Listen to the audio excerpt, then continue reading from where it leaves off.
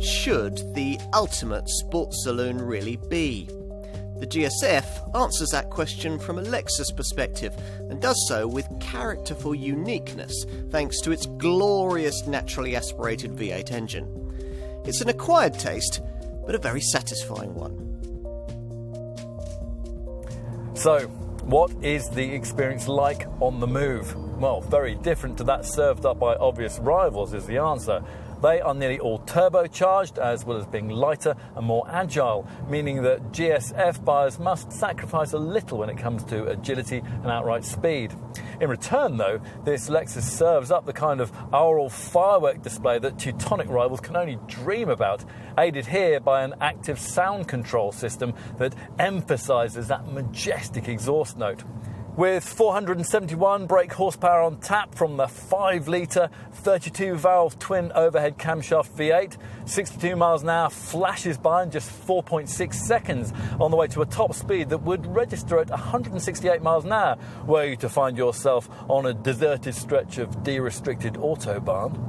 And in truth, it's the Autobahn rather than the Autodrome that represents this car's real comfort zone. But that doesn't mean it can't really reward you when the road gets twisty.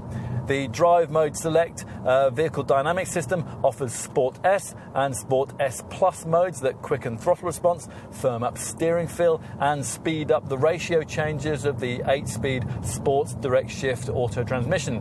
In the Sport S Plus Drive Mode Select setting, you've also the option of altering the response of the GSF stability and traction systems via the Sport and Expert settings provided by the Vehicle Dynamics Integrated Management System. Plus, to help through the corners, there's a TVD torque vectoring differential that more precisely controls power distribution between the rear wheels and can be tweaked via standard, slalom or track settings. Lots to play with then in a car that allows even less experienced folk to feel confident in exploring its potential. You don't look at this GSF and think street racer in the way that you might with, say, a BMW M3 or a Mercedes C63. This Lexus has a demeanour a little above that sort of thing. Yet, it does retain a very extrovert, purposeful and dynamic street-side presence thanks to the small but significant changes made over the standard GS model. Inside, the more mature theme continues. At the wheel of an M3 or a C63, you can never quite forget that you're in a relatively inexpensive car that's been heavily optioned up. A GSF, in contrast, feels a more expensive, exclusive product, albeit one more suited to the boardroom than Brands Hatch. It's not ostentatious, and some of the materials are quite varied, but it looks unique, cultured and clever, with the ambiance dominated by the kind of lovely high-backed leather sports seats that rivals would include only as an exorbitantly priced option. Getting comfortable behind the chunky, electrically adjustable 3-spoke F-branded leather-stitched steering wheel is easy, and through it you view a spectacular instrument panel derived from that used in the brand's LFA supercar.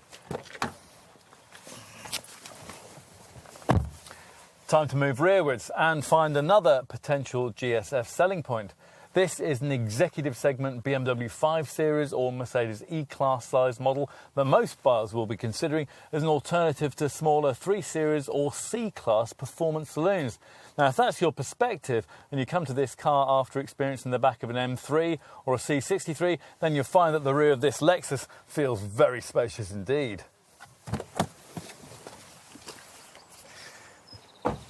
Finally, let's take a look out back. Now, GSF buyers have to have an electrically operated boot lid, which rises laboriously to reveal a 520-litre space that's 85 litres bigger than a C63 and 40 litres bigger than an M3.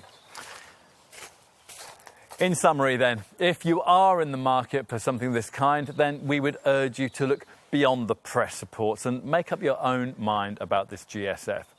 Let's be clear though, if somebody took us to the Nürburgring and made us choose between these two cars, then we'd pick the Mercedes without a second thought.